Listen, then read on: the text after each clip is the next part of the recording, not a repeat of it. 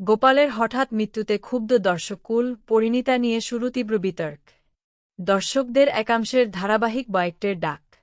সত্যিই কি গোপাল ছাড়া পরিণীতা অসম্পূর্ণ? চলুন বিস্তারিত জেনে নেই। নতুন বছরের শুরুতে পরিণীতা ধারাবাহিককে ঘিরে যে আবেগ তৈরি হয়েছে তার কেন্দ্রবিন্দুতে এখন একটাই নাম, গোপাল ওরফে অভিনেতা দ্রোণ মুখোপাধ্যায়। গত পর্বে হঠাৎ করেই এই চরিত্রের পরিণতি দেখে দর্শকদের একটা বড় অংশ মানসিকভাবে প্রস্তুত ছিল না। বসু বাড়িতে যখন আনন্দের পরিবেশ, নাচগান চলছে, ঠিক তখনই গোপালের অসুস্থ হয়ে পড়া যেন গল্পের গতিপথ একেবারে বদলে দিল।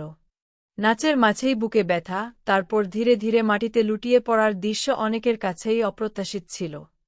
মৃত্যুর মাধ্যমে গোপালের চরিত্র শেষ হওয়ায় স্বাভাবিকভাবেই ক্ষোভ আর দুঃখ মিলেমিশে গেছে দর্শকদের মনে। গোপাল এমন একটা চরিত্র ছিল যে অজান্তেই গল্পের সবচেয়ে শক্ত চরিত্রের জায়গা তৈরি করেছিল। মুখ্য চরিত্র না হয়েও তার সরল ব্যবহার, কথাবার্তার ভঙ্গি আর পরিবারের প্রতি দায়বদ্ধতা দর্শকদের আপন করে নিয়েছিল। গ্রামের এক সাধারণ মানুষের জীবনযাপন, স্ত্রীর প্রতি আনুগত্য মিলিয়ে সে ছিল খুব চেনা একজন মানুষ। অনেকেই বলছেন ধারাবাহিকটা তারা নিয়ম করে দেখতেন মূলত এই চরিত্রটার জন্যই। তাই এত জনপ্রিয় একটা চরিত্রকে এভাবে বিদায় জানানোটা মেনে নিতে পারছেন না অনেকে।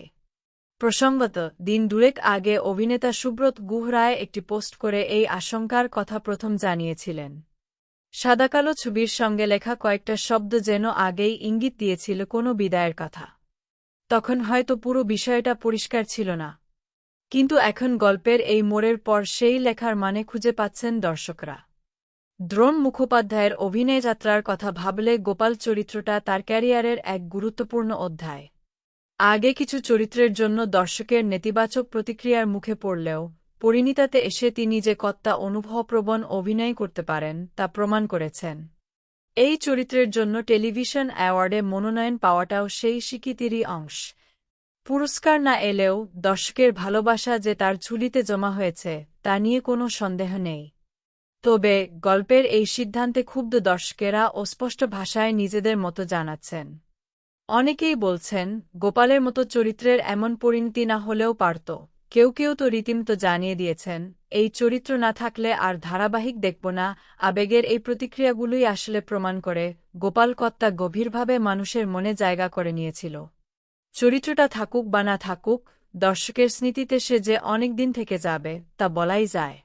এমনটা হওয়াতে আপনাদের কেমন লাগলো কমেন্ট করে জানিয়ে দিন।